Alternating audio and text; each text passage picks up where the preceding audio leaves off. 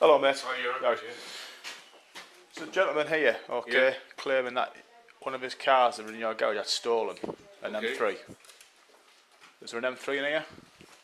There is, but it's not stolen though.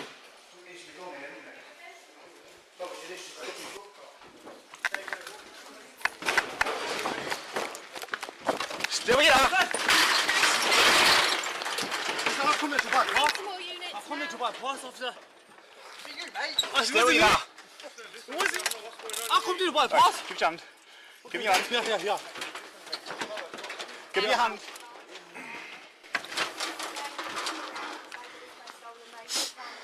They've come up, they've gone in there, asked if an M3's in there, and all of a sudden...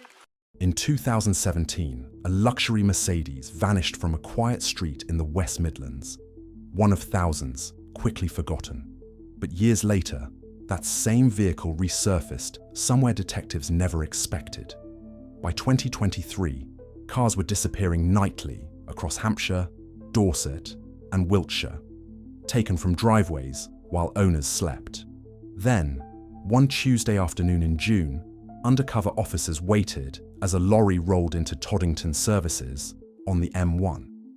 What followed exposed a nationwide chop shop network and led to the seizure of £19 million worth of drugs hidden in plain sight. Monday, May 1st, 2017, wasn't the genesis of the racket, but it would eventually serve as one of the most vital landmarks for detectives attempting to decode the network's mechanics.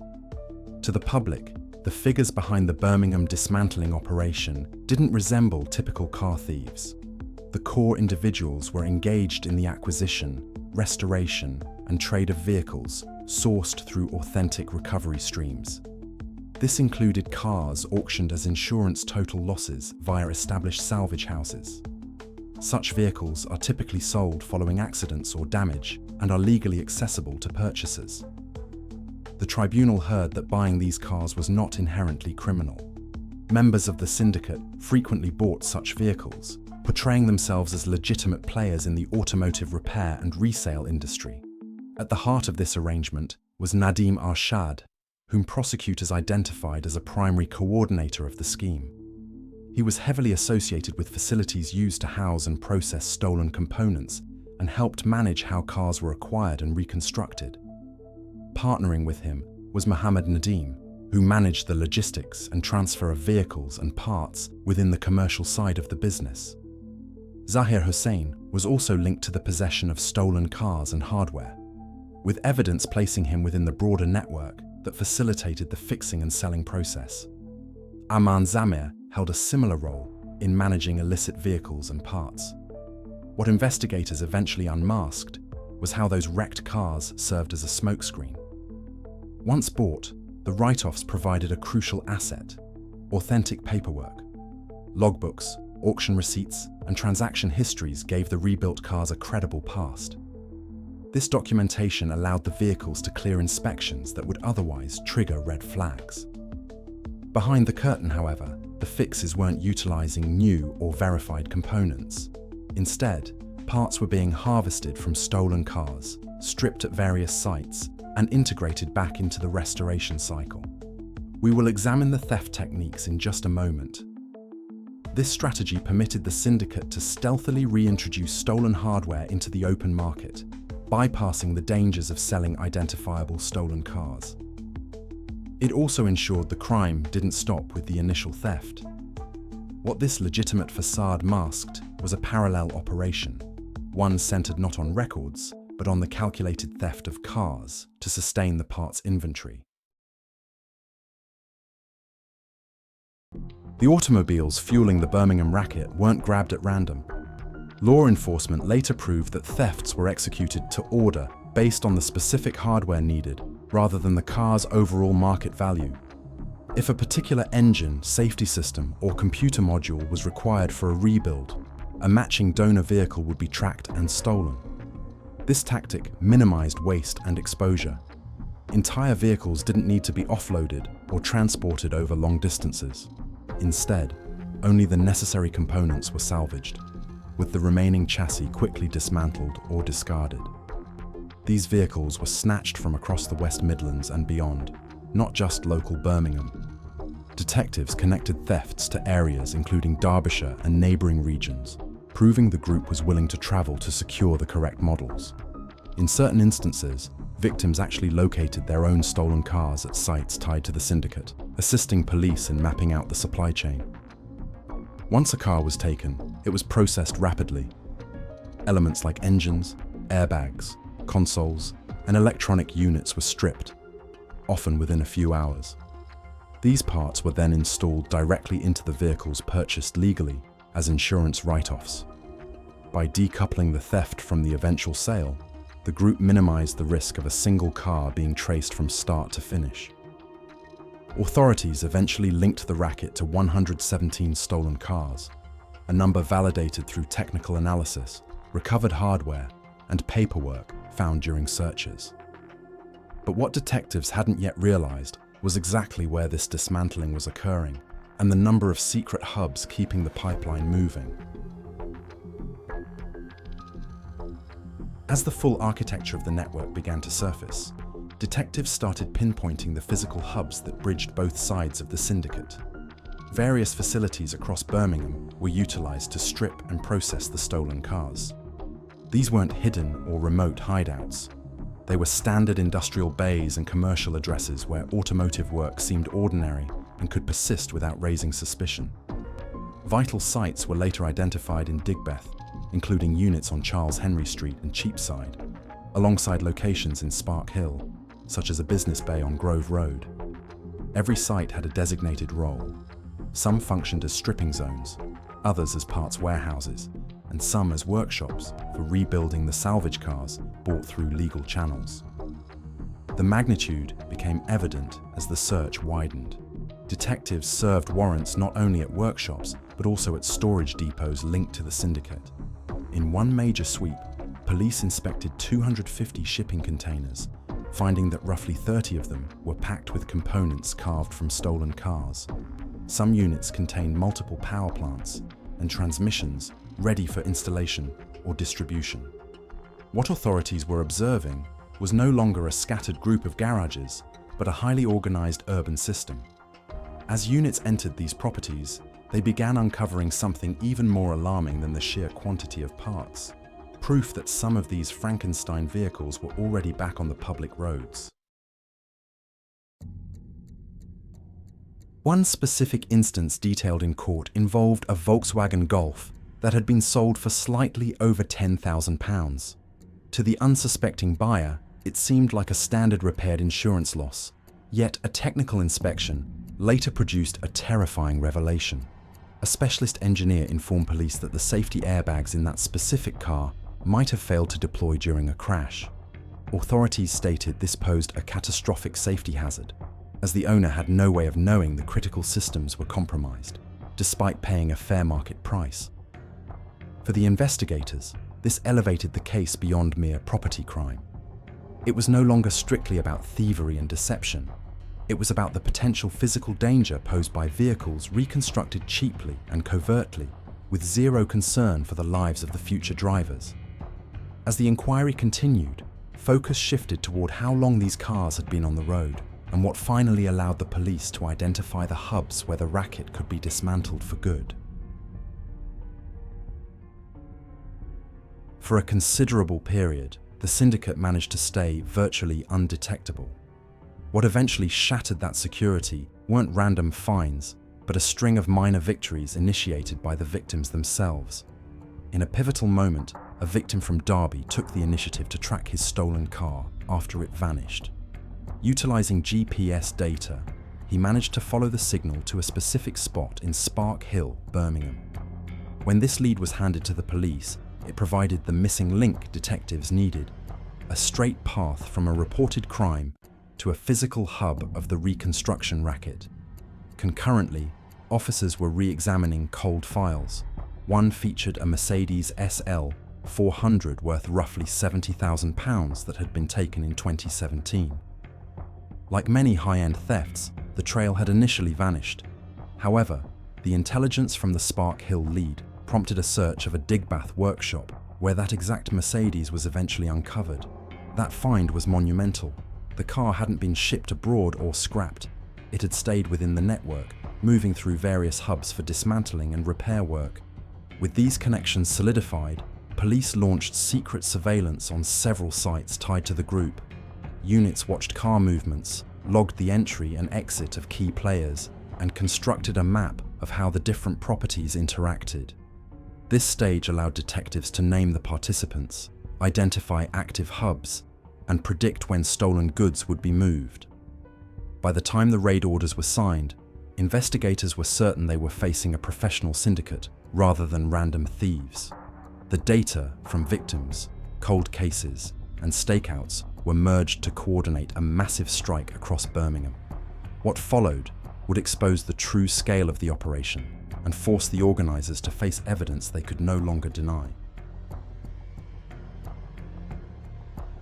When law enforcement struck, it was executed concurrently across various Birmingham sites.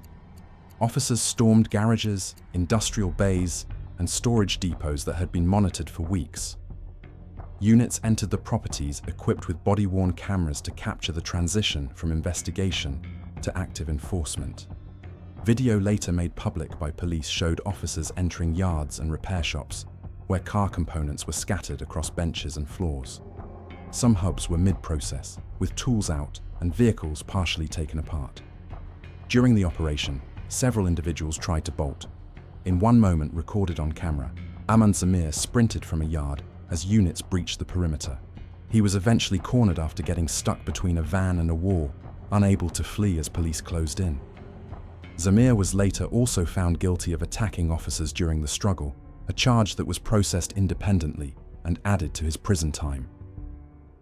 Inside the bays, detectives began a meticulous audit of the contents. They recovered massive amounts of loose hardware. Every piece was logged, pictured, and later analysed to verify if it came from a stolen donor car. With the physical hubs exposed, the team pivoted to the financial trail. What they uncovered were inexplicable bank transfers and luxury spending that didn't align with legitimate car trading. The capital flowing through these accounts was entirely inconsistent with their reported earnings, confirming the conclusion that the stripping and rebuilding racket was producing massive illegal revenue.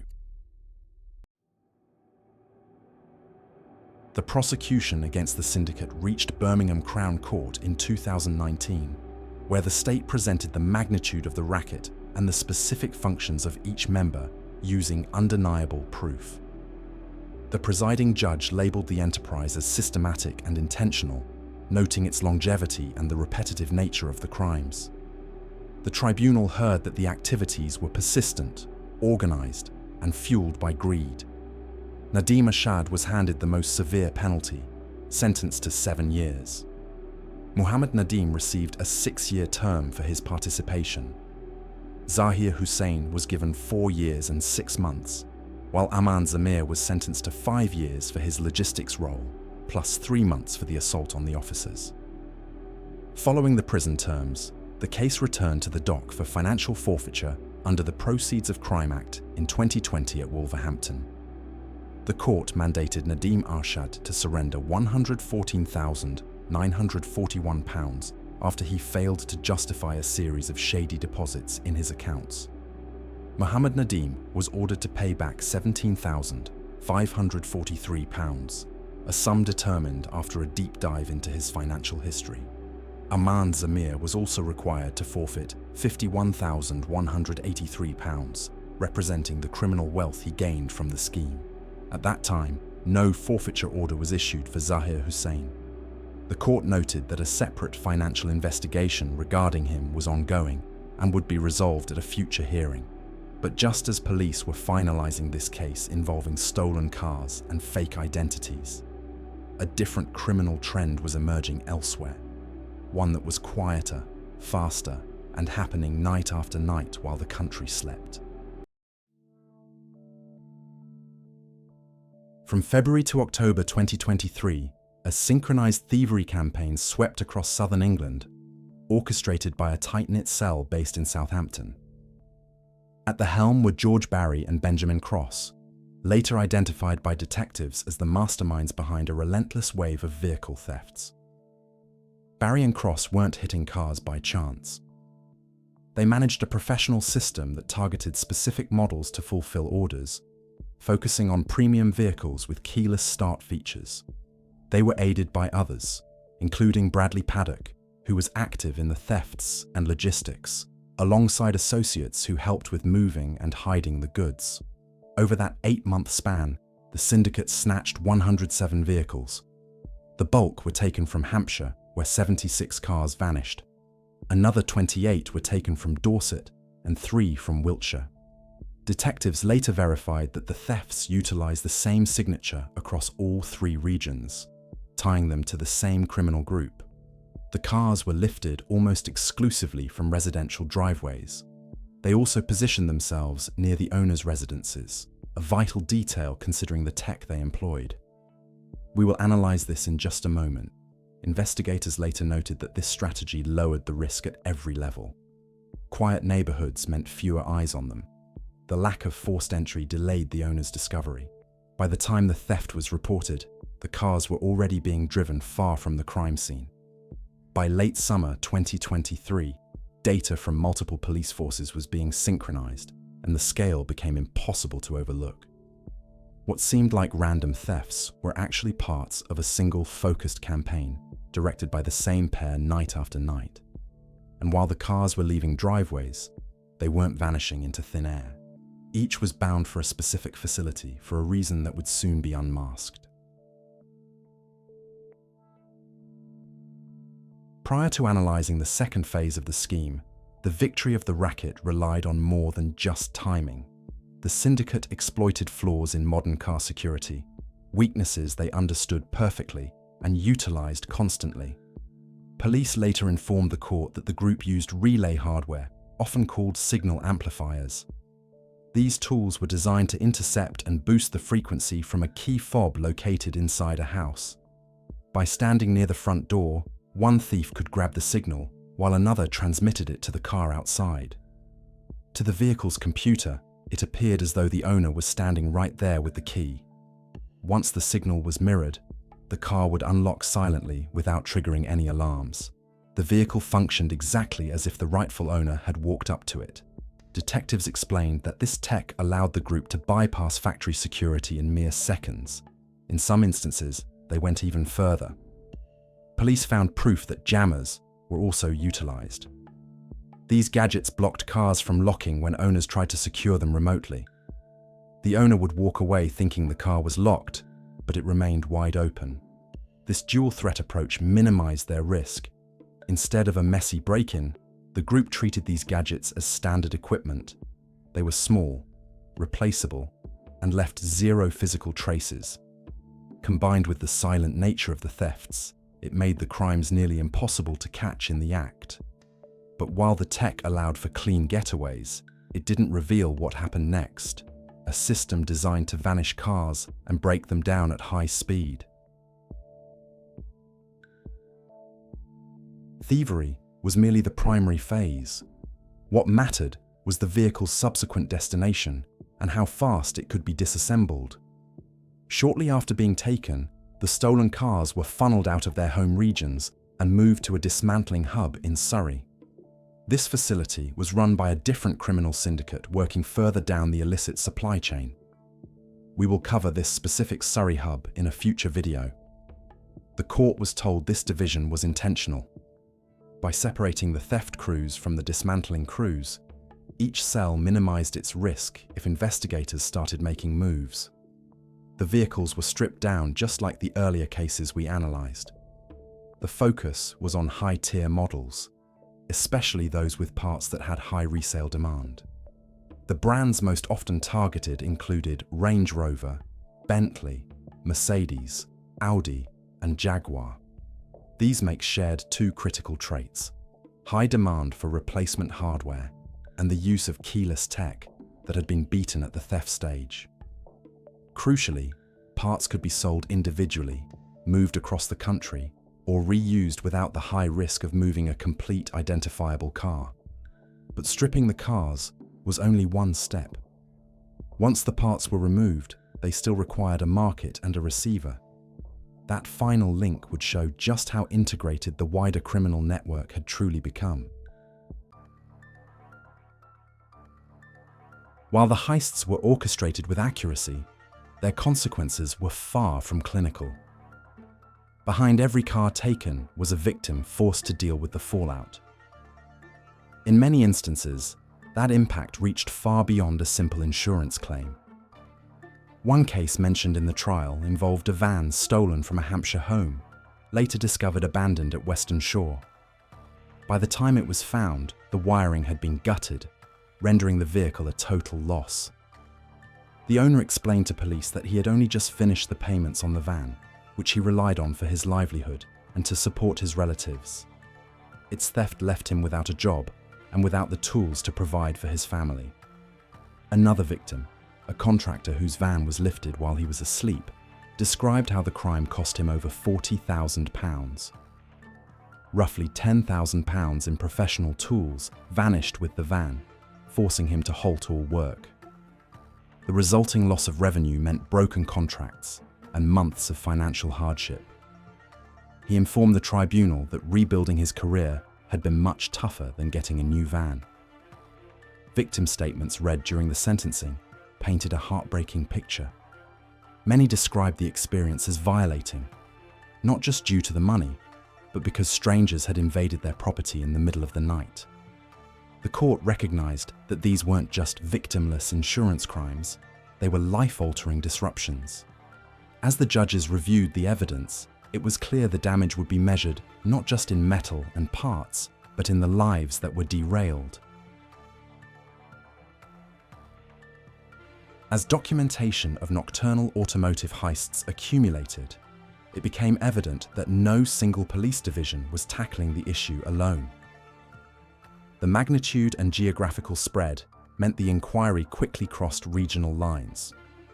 Ultimately, 7 different police departments joined forces, trading intel and merging efforts to hunt the group. The mission was spearheaded by Hampshire's Serious and Organised Crime Unit, with assistance from Dorset, Wiltshire, and specialised regional task forces. Throughout the operation, detectives logged over 12,000 hours dedicated to unravelling the syndicate's structure. A mix of classic and high-tech methods was used to build the prosecution. ANPR, automatic number plate recognition, allowed police to map car journeys across the south, identifying movements that coincided with theft reports. Mobile phone forensics were used to prove communication between the members and to place them at the crime scenes at the exact times of the thefts. This digital trail was supported by physical stakeouts, with teams watching suspects and known addresses for weeks on end. Every piece of data was cross-referenced. Plate hits were linked to phone pings. Surveillance logs were matched to 999 calls. Gradually, this allowed the police to move from a theory to a solid case, proving the same cell was responsible for crimes hundreds of miles apart. By the time the arrests were green-lit, the team had a complete picture of the network. The case wasn't just about individual cars anymore. It was about a professional crime group working at an industrial level. With the foundation laid, the police were ready to strike, bringing months of secret work into the light and the thieves into handcuffs. The lawsuit against the syndicate was brought to Southampton Crown Court, with the final sentencing occurring over 2 distinct dates. The first phase concluded on Thursday, October 9th, 2023, while the remaining members were sentenced on Friday, November 21st, 2023. Presiding was Judge Nigel Peters KC, who was informed that the crimes were part of a persistent and highly structured criminal venture rather than random acts. George Barry, 32, was handed 56 months behind bars. Benjamin Cross, 25, received the most significant term, 64 months in prison, which included a charge for perverting the course of justice. Judge Peters noted that this extra charge proved a blatant attempt to sabotage the investigation once the net began to close. Bradley Paddock, 22, was given 36 months. Along with them, various partners and lower-tier associates were also sentenced across the 2 sessions. While their involvement in possessing stolen goods was confirmed, the specific details of their lesser roles weren't fully detailed in the public records. In total, 13 individuals were sentenced for their parts in the thievery ring. However, even as this group was being led away, detectives were already closing in on a different kind of threat, one that focused not on cars, but on moving a lethal cargo across the UK's highways in broad daylight.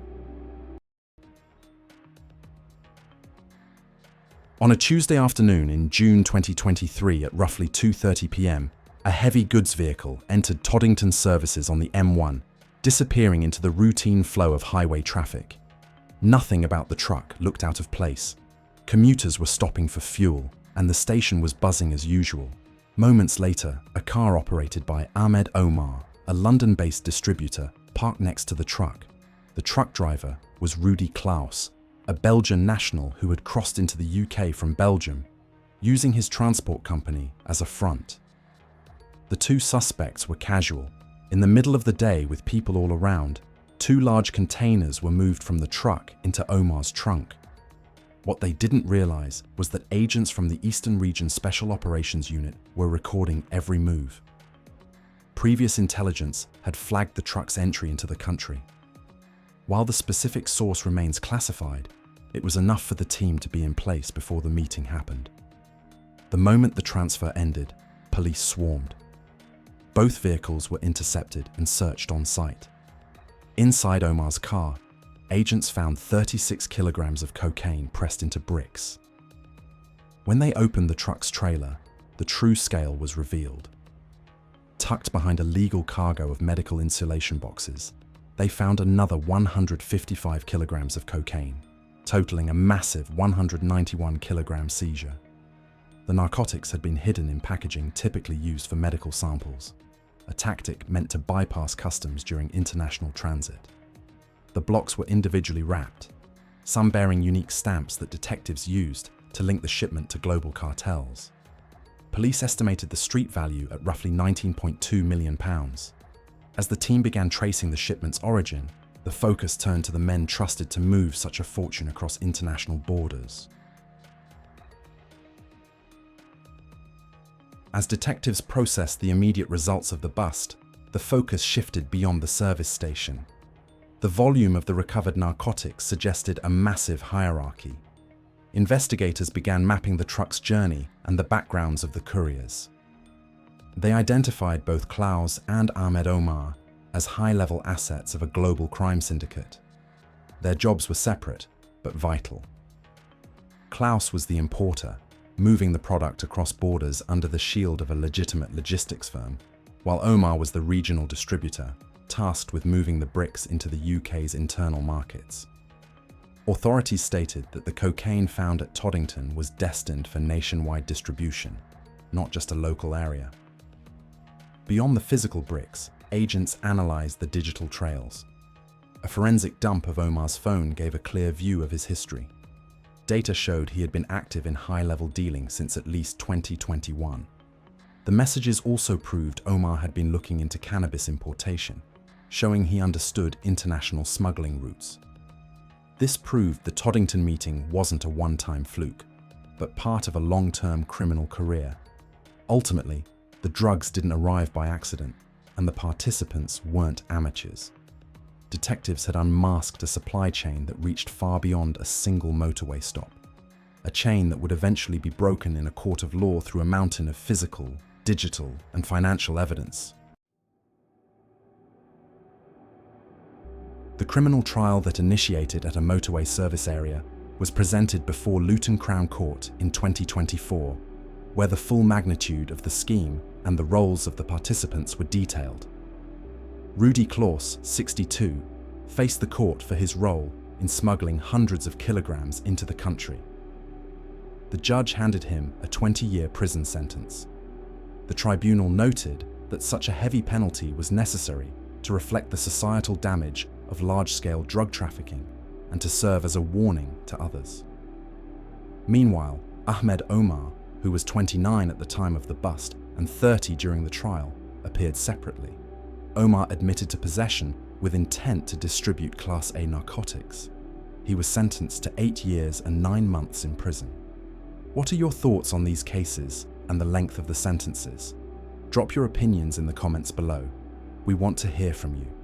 If you found this detailed breakdown interesting, please like the video, subscribe to our channel, and hit the bell icon so you never miss a new episode. Wednesday, 17th August 2016. Just after 5 a.m, London was starting its day. Outside a small pub in Manor Park, officers from the Met's Organised Vehicle Crime Unit were waiting. For weeks, luxury cars had been vanishing from driveways overnight. No alarms, no signs of entry, and by week's end, those same vehicles would turn up 200 meters away, stripped to their engines. That morning, detectives were ready to find out why. What began as a small investigation would uncover a chain stretching far beyond London, from a quiet unit in Essex to workshops across West London. 3 crews, different methods, the same result: cars gone without a trace. This is how one morning search exposed them all and changed the way British police hunt organised car thieves. From 2015 to 2016, a sophisticated car theft ring was active throughout East London. This group was subsequently likened by police to the meticulousness seen in the film Gone in 60 Seconds. At its core was Manjeet Sandhu, a 32-year-old mastermind from Newham.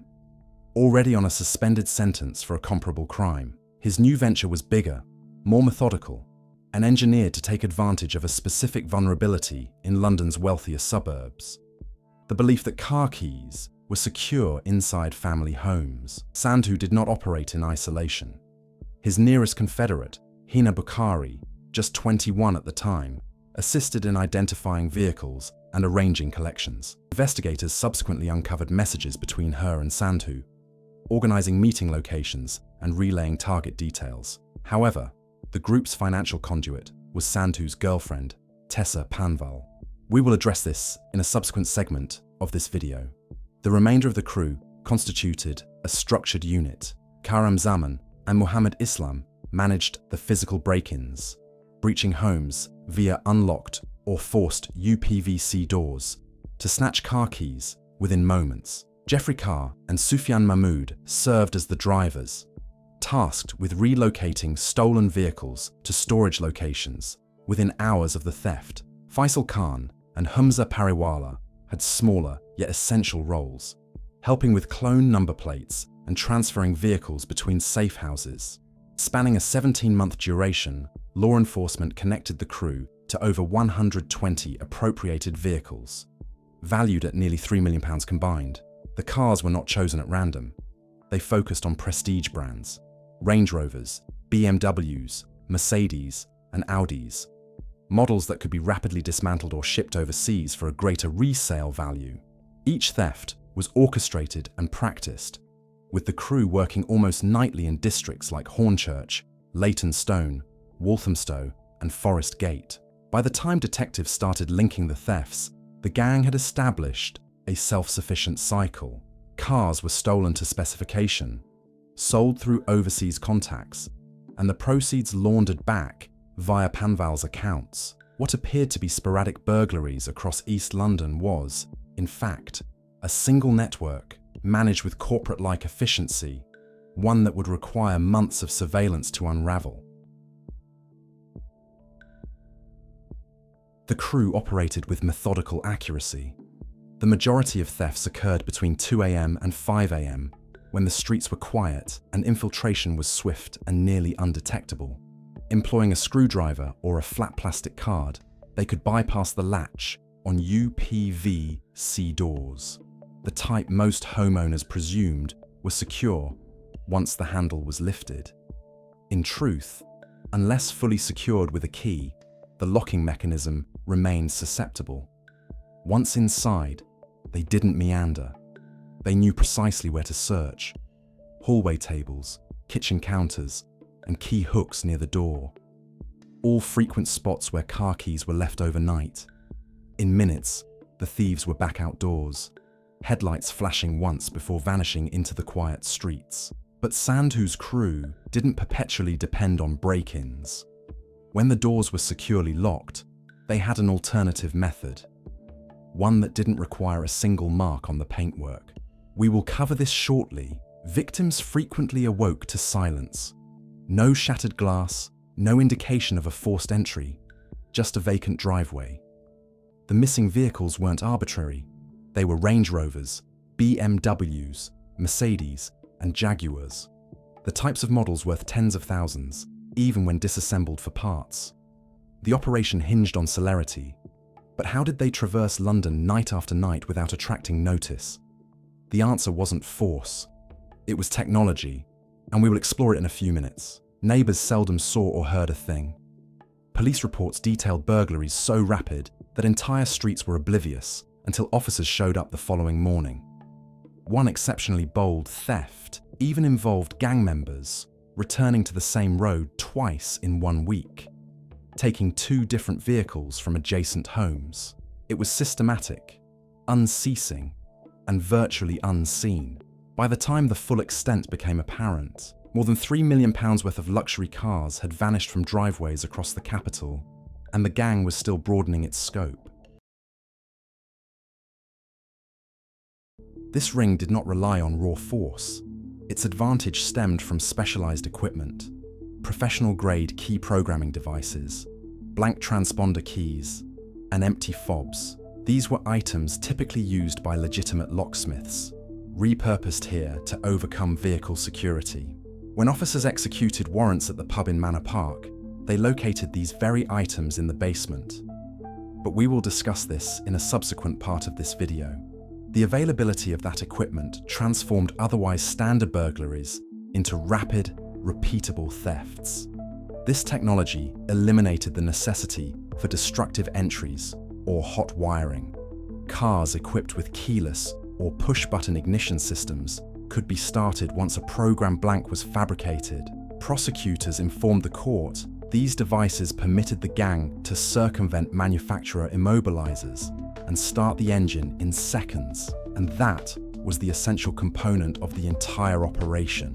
A theft that once demanded time and noise could now be executed in a matter of minutes, diminishing exposure and reducing the likelihood of detection.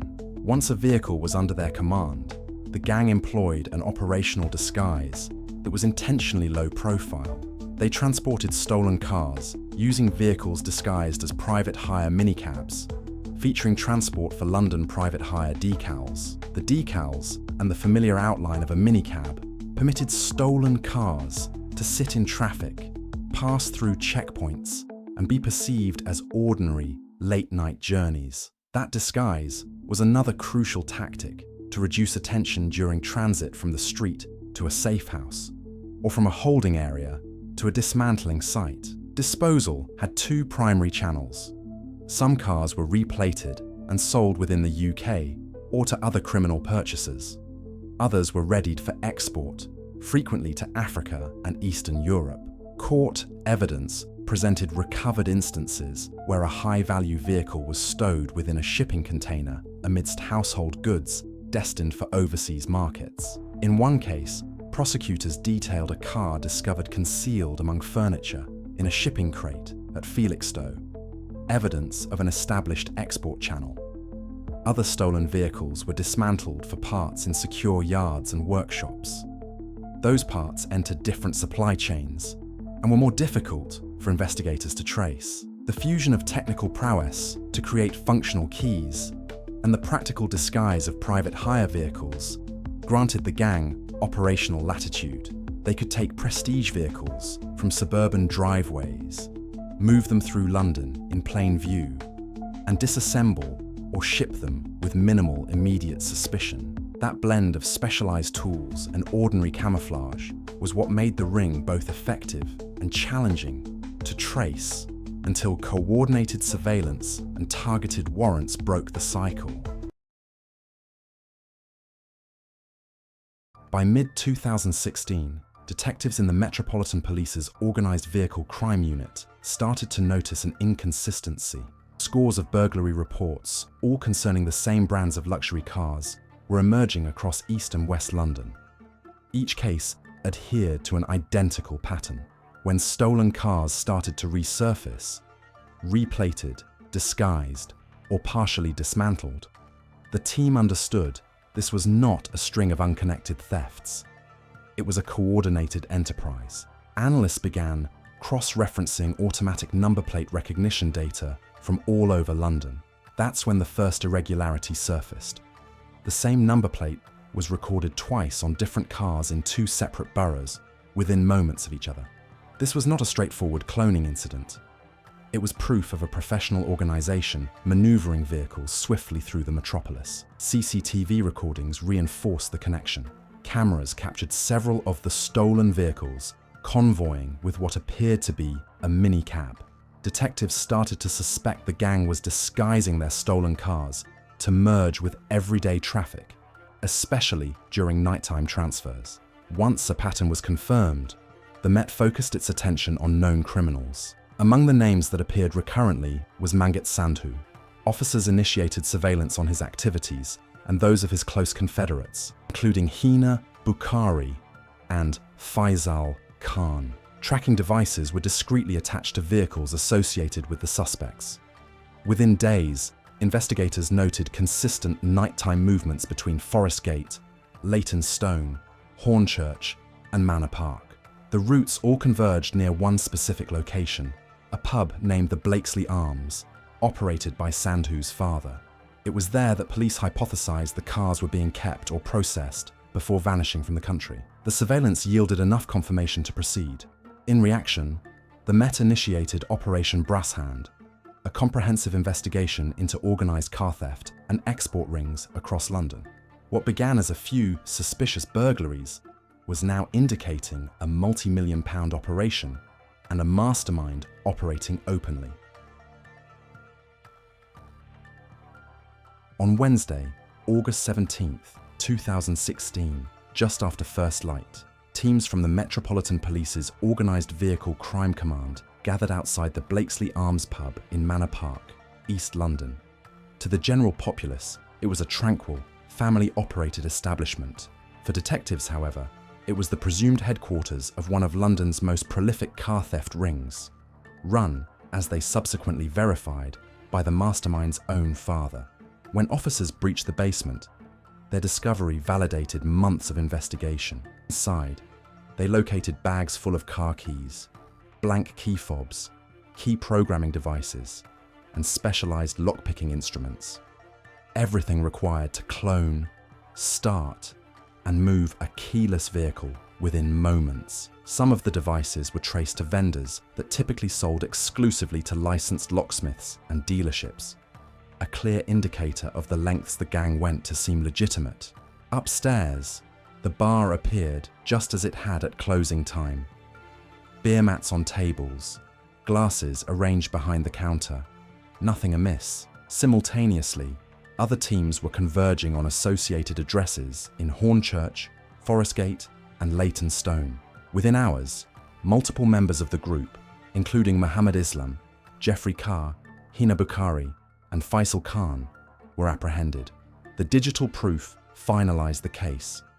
A stolen BMW had been equipped with a dashcam, and when officers retrieved the recording, it captured Sandhu's men getting into the car, oblivious to being filmed. Another segment of footage, this time from a McDonald's drive-through CCTV camera, showed Sufyan Mahmood and Hina Bukhari in a stolen vehicle buying food, casually smiling at the window. Even more damning was Sandhu's personal CCTV system at his Hornchurch residence. Detectives discovered recordings of him departing his property in the small hours, frequently returning just before dawn, correlating with the timeframes of numerous thefts. By mid-morning, Sandhu had absconded, but with the evidence mounted against him, his capture was merely a matter of time.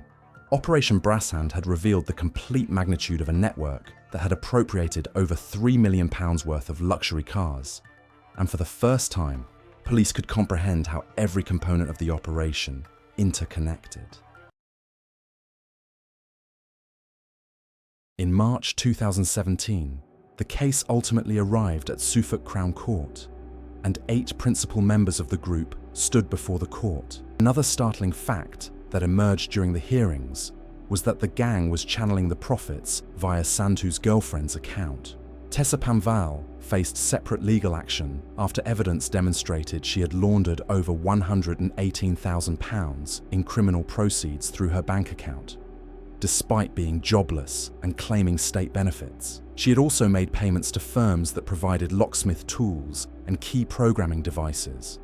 Acquisitions now understood to have aided the gang's activities. Detective Inspector Caroline Clooney, who headed the Met's Organised Vehicle Crime Unit, spoke directly about the impact of the crimes. They brought anguish to every household they affected, not just the loss of property, but the dread of knowing an intruder was in their home while they slept. She seized the opportunity to issue a public advisory, emphasizing a simple security deficiency that had left many homes exposed. Almost all of the homes burglarized had UPVC doors that were not double-locked. I implore every homeowner, lift the handle, but also engage the key. Lacking that, the door can be breached in seconds. Following weeks of testimony and evidence, the sentences mirrored both the intricacy and the damage caused. Manjit Sandhu, 32, was given the longest term, 12 years in prison, which encompassed the activation of a prior suspended sentence for vehicle theft. Hina Bukhari, 21, was incarcerated for 9 years and 6 months. Sufyan Mahmood, 19, was sentenced to 7 years and 6 months. Faisal Khan, 23, and Karam Zaman, 20, were each given 4 years and 6 months for their involvement in the conspiracy. Muhammad Islam, 21, was sentenced to 3 years, while Jeffrey Carr, 55, was jailed for 3 years and 6 months. The last member, Hamza Pariwala, 23, was given 18 months after acknowledging his part in the burglaries. Reports merely indicated that Tessa Panval was found guilty in 2018 of converting criminal property and conspiring to obstruct justice. Her sentencing reportedly involved a custodial term, but the precise duration was not made public, signifying the final piece in a network that extended from London streets to foreign purchasers. In sum, the gang was given more than 46 years in combined sentences. Years afterward, the pattern re-emerged, but this time it was not London. It was the fields of Essex, and behind one unassuming barn, another enterprise was being constructed. By early 2024, Essex police were pursuing a new network, one that seemed significantly more organised than a standard car theft operation. Leading it was Wahed Youssef, 29, from Ilford. Investigators would subsequently characterise him as the organiser, the individual who determined which vehicles to steal, where they were to be taken, and how the parts would be distributed. Under him was a compact, disciplined command structure. Each member oversaw one phase of the operation. Mohammed Bukhari, from Luton, handled logistics and finances. He organised payments for shipments, tools, and workers, guaranteeing the dismantling unit functioned like a corporation. Alongside him, Stanley Vanderberg from Borehamwood served as the transporter, tasked with picking up the stolen cars and conveying them to the gang's primary base, a rural property in Little Bardfield near Finchingfield, Essex. They were not alone. 4 men managed the physical dismantling. David Nakashidze, George Abzandadze, Ravas Mumladze, and Lucas Moskowski, each an expert in stripping high-value vehicles down to their essential components. Another man, Michael Casey, from Brentwood, had a peripheral yet critical role, assisting in moving stolen parts and arranging storage post-theft. As a unit, the group constituted what police later termed a highly sophisticated chop shop network, able to disassemble dozens of vehicles covertly and sell the components on the black market. The investigation ultimately tied them to 47 stolen vehicles appraised between 2.8 and 3.3 million. Their targets were never arbitrary. The gang concentrated on top-tier models, Range Rovers, Jaguars, Land Rovers, and BMWs, Vehicles stolen from across Essex, Hertfordshire, Devon, and Southampton were all traced back to the same facility, concealed behind the gates of a farm that, to any observer, looked commonplace. We will elaborate on this shortly. Youssef's crew operated systematically. Stolen vehicles were delivered under the cloak of darkness and departed in parts. We will elaborate on this shortly. It would not be long before a single piece of information would reveal what was transpiring behind those barn doors and unravel a network that reached far beyond the Essex countryside. It all started when investigators observed a pattern in the data. A number of high-end vehicles stolen from across the south were all last spotted heading toward rural North Essex. One name consistently surfaced in automatic number plate recognition logs and surveillance reports: Little Bardfield, near Finching Field.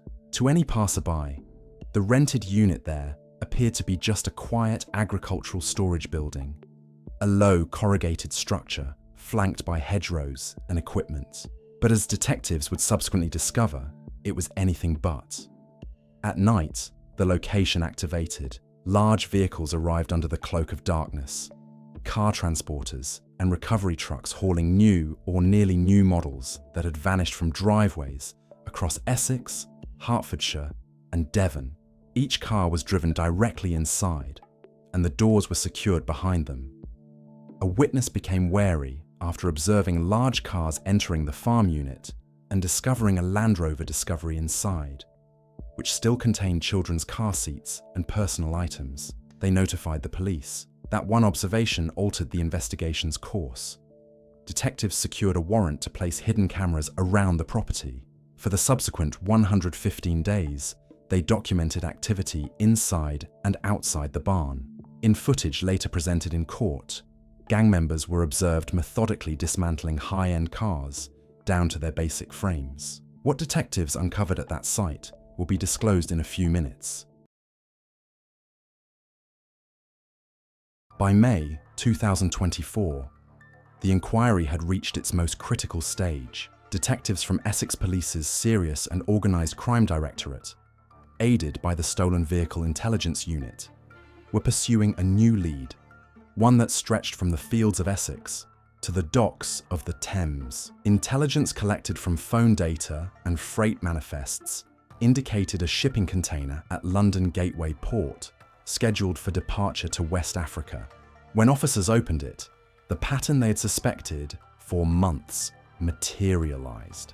Within it were 2 Range Rovers and a Toyota Land Cruiser, with a combined value exceeding £80,000. All 3 had been reported as stolen, 2 from London, 1 from Essex, and each bore fraudulent registration plates intended to mask their origins. Surrounding the vehicles, detectives discovered household furniture and items, meticulously placed to make the shipment seem legitimate to customs officials. The confiscation confirmed what investigators had long suspected. The Little Bardfield unit was not merely disassembling cars. It was supplying a network that transported stolen vehicles and parts internationally. The container's discovery provided the necessary proof of an international export channel, connecting thefts across counties to organized shipping operations destined for Africa and the Middle East. In the same operation, officers located another chop shop in Western Essex, which held the remnants of 4 stolen vehicles stripped for resale. The synergy between dismantling locations and export hubs demonstrated the network's sophistication. Every aspect, from the cloning of plates to the concealment within freight containers, had been engineered to make the vehicles disappear beyond recovery. For the detectives who had monitored the gang for months, the container discovery was the pivotal moment. It connected every piece of the puzzle: the stolen luxury cars, the rural farm facility, and the international connections supporting them. What began as a local car theft investigation had now uncovered a cross-border operation, one that extended from Essex workshops to shipping ports thousands of miles distant. When officers finally entered the Little Bardfield unit, what they discovered resembled less a workshop and more an assembly line in reverse. Cars were arrayed in rows, each at a varying stage of deconstruction. Some were reduced to bare metal chassis, others stripped of doors, dashboards, and engines. The vehicle identification numbers, VINs, had been obliterated, while parts were tidily stacked and labelled for sorting.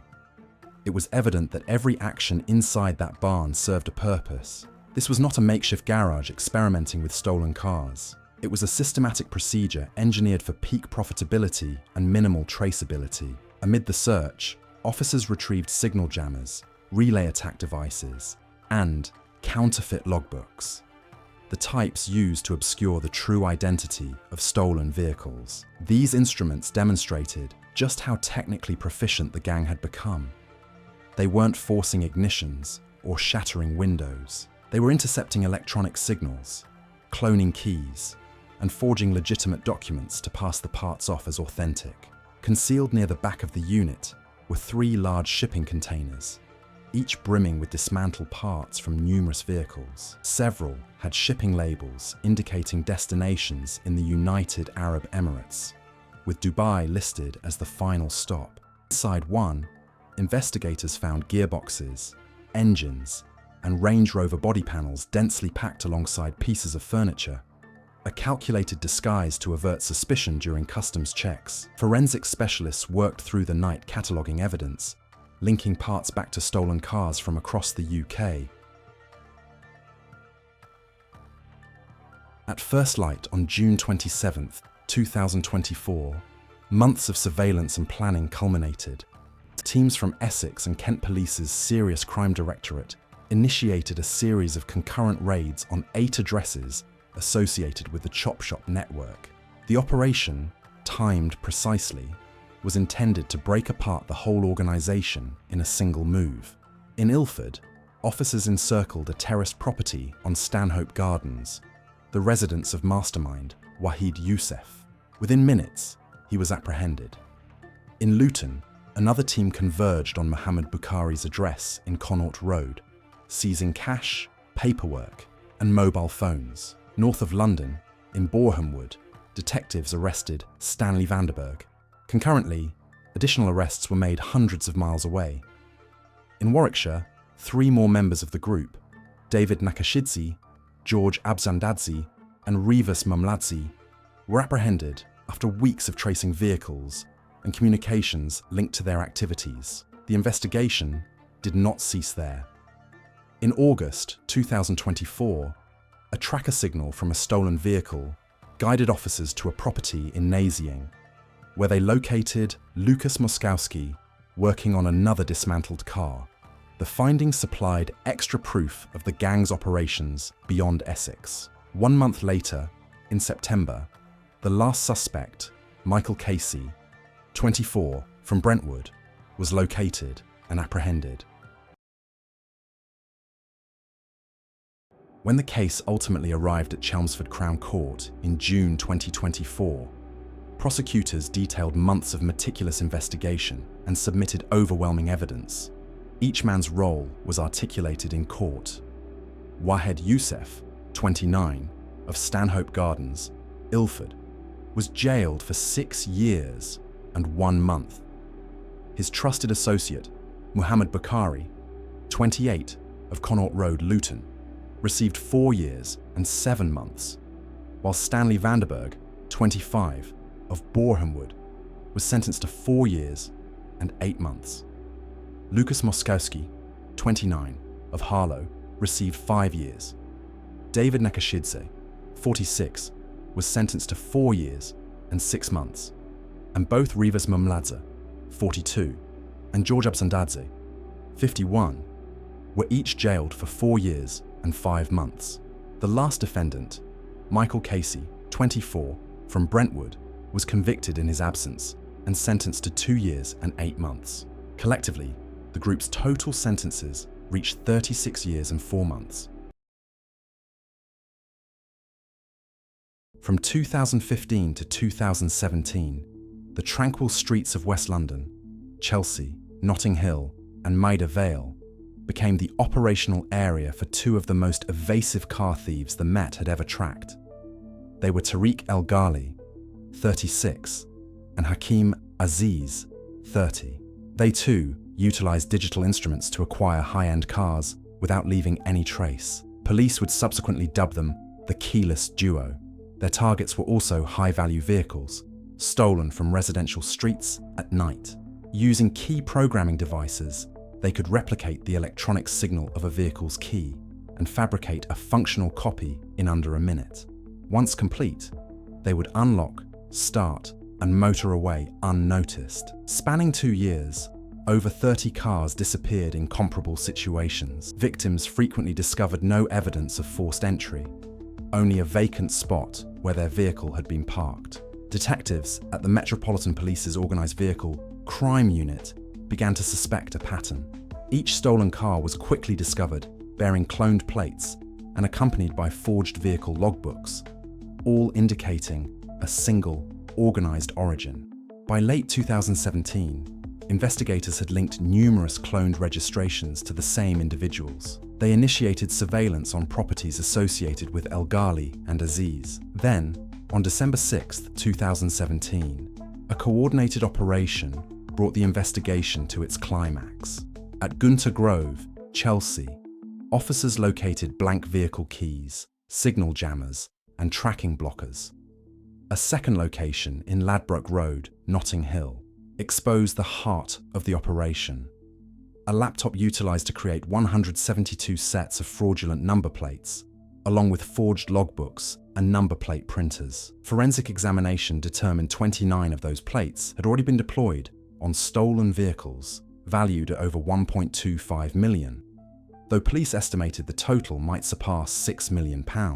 At Aziz's residence in Maida Vale, 5 additional blank keys were retrieved.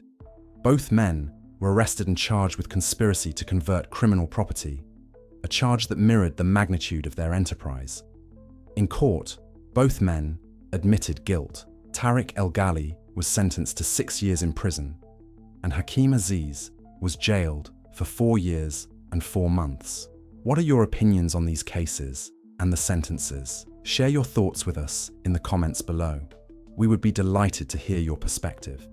And if you found this analysis insightful, be sure to like the video, subscribe to the channel, and activate notifications so you do not miss the next installment.